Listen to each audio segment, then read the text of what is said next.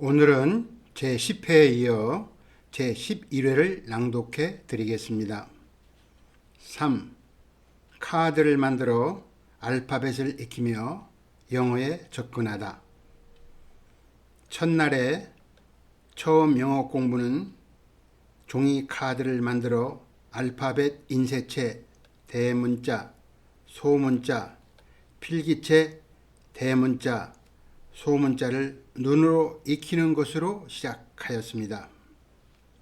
카드를 만드는 것은 별것이 아닙니다. 우선 문구점에서 조금 두꺼운 흰색 판지를 여러 장 사와 이를 가위로 가로, 세로 각각 6 내지 7cm 정도의 적당한 크기로 오려서 그 카드에 인쇄체 대문자를 굵은 사인펜으로 제가 직접 한자씩 써서 글씨 카드를 만들고 또 다른 카드에 인쇄체 소문자를 한자씩 써서 카드를 만들고 또 필기체 대문자를 써서 카드를 만들고 필기체 소문자를 써서 카드를 만들었습니다. 이렇게 합계 약 100여 장이 넘는 카드를 만든 뒤 이것을 아이에게 한 장씩 보여주며 읽어보라고 시켰습니다. 아이는 카드를 보고 A, M, P, R, S 등으로 따라 읽었습니다. 카드를 보고 따라 읽기도 한 자리에 앉으면 2시간씩 했습니다. 이렇게 따라 읽다가 완전히 터득됐다고 생각되면 100점을 맞았을 때 상금을 주었습니다. 그리고 곧이어 사선지 영어 노트에 알파벳 인쇄체 대문자를 수십 번씩 쓰도록 하였습니다. 또 인쇄체 소문자도 수십 번씩 쓰도록 하였습니다. 이렇게 인쇄체 글씨 쓰기 공부가 끝나고 나서도 역시 상금을 주었습니다. 이틀 정도가 지난 후 인쇄체 공부가 다 되었다고 생각이 되어 이번에는 필기체 대문자와 소문자를 수십 번씩 쓰도록 하였습니다. 또 필기체는 다음 글자와 이어 쓰는 방법도 가르쳤습니다. 요즘에는 필기체를 잘 안 쓰는데 웬 필기체 공부냐 하실지 모릅니다. 그러나 아이가 성장해서 외국에 간다든지 외국인과 상대함에 있어 필기체가 생소하게 느껴지지 않게 하기 위함이었고, 필기체도 외국에서는 언어 전달이 중요한 역할을 한다고 생각하였기 때문입니다. 그리고 필기체를 지금 어느 정도 공부해 두어야 훗날 필기체라는 글자에 대한 거부감이 없어질 것이라는 생각이 들었기 때문입니다. 이미 영어를 잘 알고 계시는 분은 단순히 반복되는 이 방법이 좀 우스꽝스러울 수 있을 것입니다. 그러나 저는 이 방법이 옳다고 생각합니다. 왜냐하면 아이는 영어라는 글자를 처음 접하기 때문에 우선 글자에 대한 친밀감이 있어야 한다고 저는 생각했기 때문입니다. 아이는 아빠가 시키는 카드 읽기와 알파벳 쓰기를 아빠가 집안에 안 계시는 날에도 시험에 대비하여 열심히 공부하는 것 같았습니다. 여기서 한 가지 드릴 말씀은 그 당시 아이에게 영어 100점을 받았을 경우 제가 1,000원씩의 상금을 주었는데 지금은 화폐 가치가 다르니 조금 인상해야 할 것이라는 생각이 듭니다. 그러나 아이가 어린이인 만큼 용돈을 높게 책정하지는 않는 것이 좋다고 생각이 됩니다. 우리 속담에 공든 탑이 무너지랴 첫술에 배부르랴 라는 말이 있습니다. 자녀를 교육하는데도 그렇습니다. 짧은 시간 1 내지 2년 반짝해서는 절대로 부모님이 원하는 위치에 자녀가 오르지 않습니다. 꼭 긴 세월을 공들여 교육하셔야 한다고 생각합니다. 4. 영어란 이런 것, 발음기호를 먼저 배우다. 첫날부터 2 내지 3일간의 알파벳 공부가 끝나고 곧바로 그 다음의 영어 공부는 발음 기호를 익히는 공부를 시작하였습니다. 저는 아이에게 그, 크, 트, 드, 부, 프, 스, 츠, 즈, 아, 에, 이, 오, 으 등 글자를 알파벳을 익힐 때와 마찬가지로 종이 카드를 만들어 앞면에는 영어로 G, K, T, D, B를 적고 카드 뒷면에는 한글로 그, 크, 트, 드, 부라고 적어 앞면을 한 장씩 한 장씩 아이에게 내보이면서 발음 기호를 익히고 또 익혔습니다. 그리고 이렇게 발음 기호의 소리내는 방법을 익히고 난 뒤 발음 기호 글자와 발음 기호 글자를 연결하여 익히는 연습도 반복하고 또 반복하였습니다.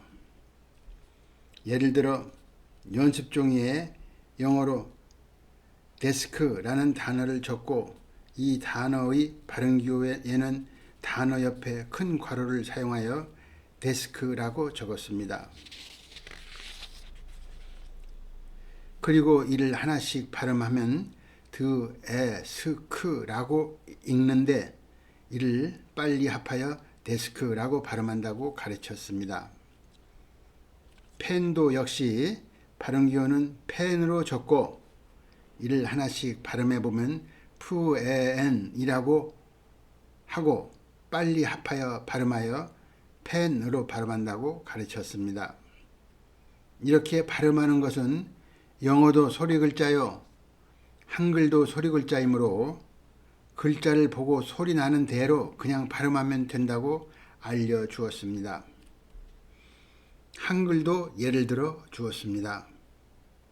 한글은 닷소리로 기역, 니은, 디귿, 리을, 미음, 리을, 비읍 등이 있고 홀소리로 아, 에, 이, 오, 으 등이 있는데 이를 소리나는 대로 소리를 내보면 기역은 그로, 니은은 느로, 디귿은 드로, 리을은 르로, 미음은 무로, 비음은 부로 소리나고 아는 아로, 어는 어로, 애는 애로, 이는 이로 소리나며 이를 합한 소리를 내는 연습을 해보면 예를 들어 모두라는 단어는 모, 오, 드, 우를 합하여 모두라고 발음하고 모래라는 단어는 모, 오, 르, 에를 합하여 모래라고 발음한다고 말해 주었습니다. 즉 한글은 글자를 보고 그대로 발음하면 되는데 영어도 마찬가지로 영어 단어를 보고 그대로 발음하면 웬만한 발음은 가능한 것이라고 가르쳤습니다. 물론 영어 발음에서 예외는 많이 있습니다. 그러나 외국어를 처음 배우는 초등학교 2학년 어린이에게 미리 예외를 가르칠 필요는 없다고 생각했습니다. 우선 쉬운 것부터 가르쳐 주면서 쉽게 영어에 접근하게끔 하여 이것이 곧 익숙해지면 예외를 조금씩 가르쳐 주어도 충분하다고 생각했기 때문입니다.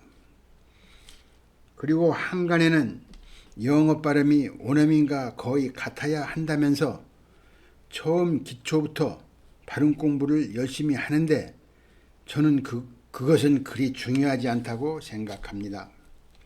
왜냐하면 영어 발음은 우선 발음 기호대로 소리내어 있고 설령 그 발음이 외국인과 똑같이 원어 발음이 나오지 않을지라도 그것은 나중에 영어를 잘 알게 된 후 원어민에게 좀 더 배우면서 교정해도 늦지 않다는 생각이었습니다. 그리고 영어 교과서마다 딸려있는 원어민 읽기 테이프가 어느 정도는 가르쳐 주고 있기 때문입니다. 우선은 아쉬운 대로 이것으로 충분하다고 생각했습니다. 다만 우선 제가 해야 할 일은 비록 발음이 약간 부족해도 영어 공부를 시키는 일이 중요한 것이었습니다. 추후 일이지만 저 이 생각은 옳은 생각이었습니다. 어쨌든 이렇게 발음교라는 것을 가르치는데 기왕의 어린이들이 어린 아이이지만 생활 속에 알고 있었던 영어 단어, 예를 들어 1, 2, 3, 4, 5, 6, 7, 8, 9, 10, mother, father, good morning, thank you, 아프리카, 텔레비전, 피자, 라디오, 택시 등과 신문이나 광고물 등에서 나오는 영어로 쓰인 상품의 이름, 길거리에서 보는 간판의 이름 등을 보면서 따라 익히기를 시켰습니다. 아이가 알파벳을 알고 발음교를 터득한 뒤이므로 글자만 보고도 소리를 내면서 잘 따라 하였습니다. 저는 이런 영어 단어 자료들을 아이들이 흔히 볼 수 있는 신문이나 잡지 혹은 길거리 간판 등에서 영어 글씨와 발음이 같거나 비슷한 자료를 모아 아이들에게 보여주며 읽어보도록 유도하였습니다. 역시 아이는 잘 따라 하였습니다. 그때마다 칭찬도 많이 해 주었습니다. 아이도 이렇게 주의 생활 속에 영어의 소리나 글자가 많이 있다는 것을 알면서부터 영어에 더욱 흥미를 갖는 것 같았습니다. 바로 이 흥미 때문에, 즉 이렇게 아이가 처음 영어 공부를 시작할 때부터 영어에 흥미롭게 접할 수 있도록 하기 위하여 아이의 생활 주변 속에서 영어 단어를 찾아내어 이것을 글씨와 발음교를 써서 표시하고 액센트도 넣어 읽어보게 시켰던 것입니다. 며칠간 이 일은 계속되었습니다. 그리고 영어가 이렇게 생활 속에 많이 파고들어 있어 영어라는 것이 중요하다는 것도 아이에게 알려주었습니다. 그리고 영어 공부를 열심히 해보자고 서로 다짐하고 약속도 하였습니다. 아빠가 하시는 말씀에 그 나이의 어린이들은 무조건 따른다고 보아도 과언이 아닙니다. 물론 저희 아이도 무조건 공부하겠다고 하며 영어를 배우고 싶다고 했습니다. 저는 이렇게 며칠 동안을 알파벳 공부, 발음기호 공부, 액센트 공부, 소리 글자에 관한 공부, 주변 사물의 영어 단어를 보고 발음 기호를 생각해 보며 소리내어 읽어보는 공부를 마친 후 본격적으로 중학교 1학년 영어 공부에 들어갔습니다. 여기서 빼놓을 수 없는 일은 아이들에게 사전을 보는 방법을 알려준다는 일입니다. 저는 아이들이 쉽게 볼 수 있을 정도의 중고교용 한글 사전과 영어 사전을 사주었습니다. 그리고 사전 보는 방법을 자세히 설명해 주었습니다. 아이는 곧바로 사전을 보는 방법을 터득했고 이 일은 이후에 아이가 스스로 공부하는 데 도움이 되었습니다. 5. 영어 공부에 흥미를 갖도록 상금을 주다. 여름방학 초 무렵, 그러니까 중1 영어 교과서를 배우는 첫날, 처음에는 영어 교과서를 아이 앞에 펼치고 영어 공부하는 방향과 시험 보는 것에 대하여 또 설명을 하여 주었습니다. 그리고 첫날은 제가 아이에게 직접 일과를 가르쳐야 했습니다. 우선 영어 교과서를 읽기 전에 제1과에 나오는 영어 단어를 공부했습니다. 아이와 저는 서로 각각 영어 자습서를 펼치고 자습서에 새로운 단어란을 보면서 제1과에서 처음 나오는 단어를 제가 먼저 읽고 아이에게 따라 읽도록 시켰습니다.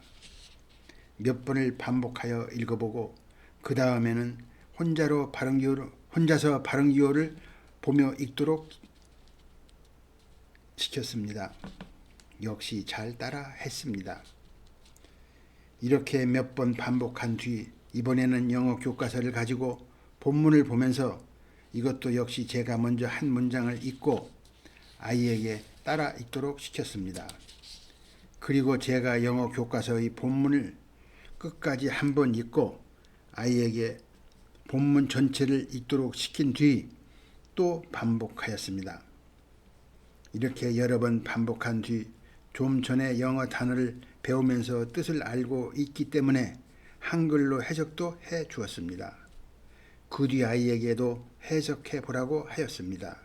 잘 따라 했습니다. 이렇게 본문을 익힌 뒤 이번엔 제가 본문을 혼자서 읽었습니다. 그리고 아이에게는 영어 교과서를 덮어놓고 듣기만 하면서 이 뜻이 무엇인지를 별도의 해석 없이 즉시 알 수 있도록 해보라고 했습니다. 아이는 듣기만 했습니다. 본문을 다 읽고 나서 아빠가 영어 본문을 읽는 동안 그 뜻이 무엇인지 한국말처럼 들음과 동시에 알 수 있느냐고 물었습니다. 아이는 알 수 있다고 말했습니다. 물론 중1 영어 교과서의 제1과는 간단한 단어와 짧은 문장 몇 구절에 지나지 않는 어른들이 보기엔 아주 쉬운 것입니다. 그러나 처음 영어 문장을 접하는 아이에게는 그렇지 않다는 생각이 들어서 저는 신중하게 아이에게 가르쳤고 아이는 열심히 배웠습니다. 그리고 이렇게 하고 난 뒤 약 1시간 정도의 시간을 주어 아이를 혼자 공부하게 한 후 1과의 영어 시험 3가지를 그날 곧바로 시험 보게 했습니다.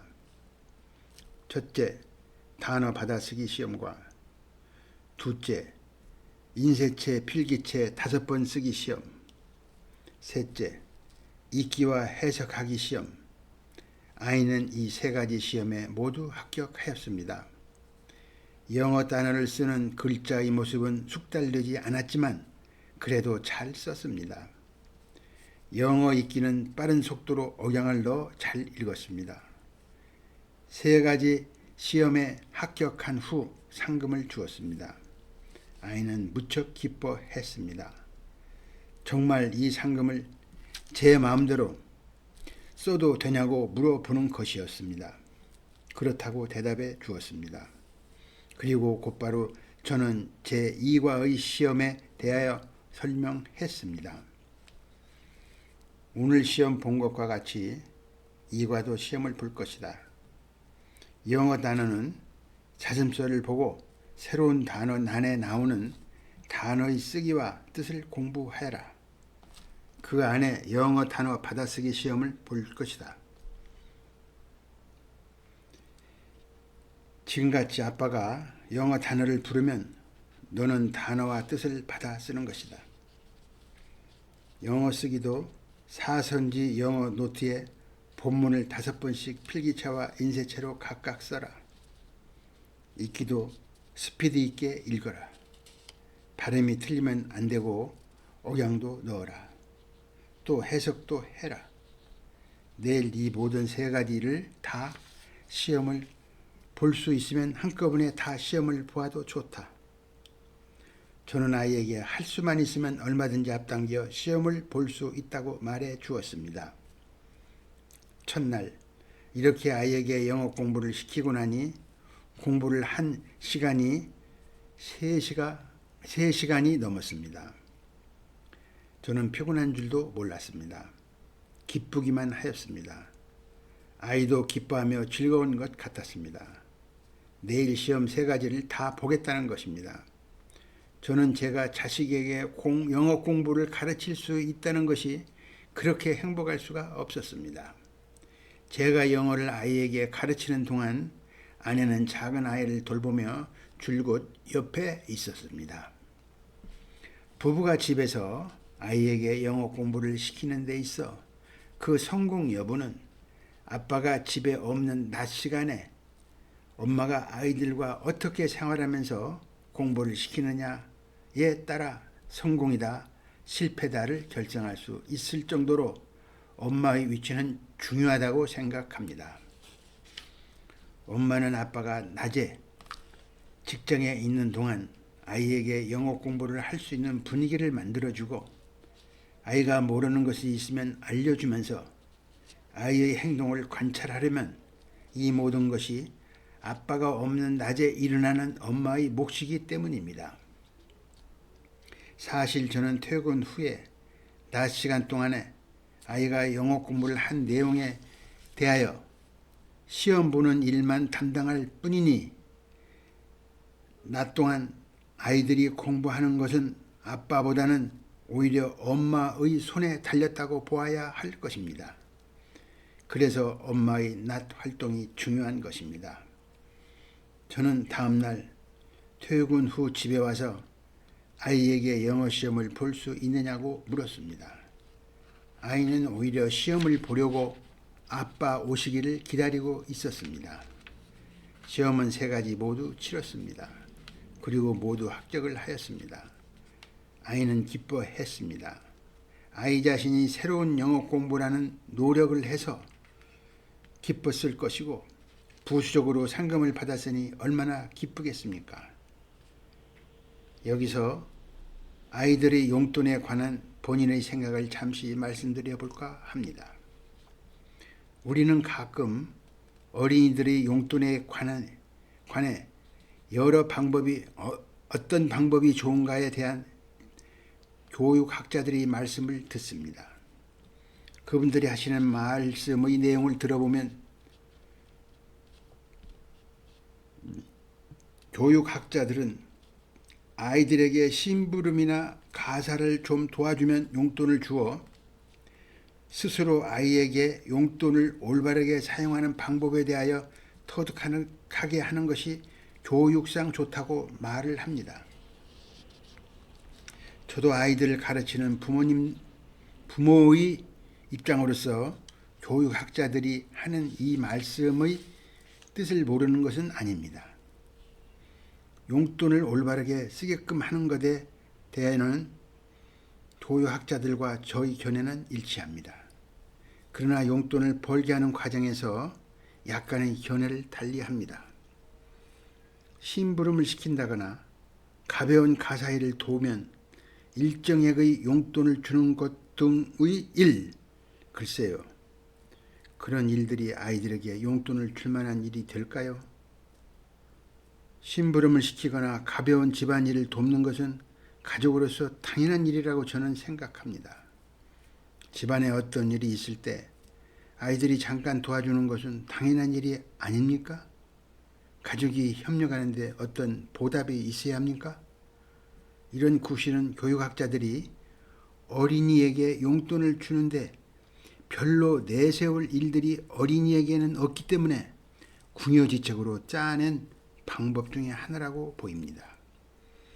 비록 아이들일지라도 적어도 용돈을 받으려면 그만한 노력은 해야 한다고 생각합니다. 그래서 저는 아이가 영어 공부에 노력하게끔 하고 그 노력을 한 결과로 시험에 100점을 맞았을 경우 상금을 주기로 한 것입니다. 이 방법은 아이가 공부해서 좋고 상금 줄 구실을 만들어서 좋은, 그야말로 양쪽 다 좋은 방법이라고 생각되었습니다. 여기까지 제 11회분의 낭독을 마치겠습니다. 감사합니다.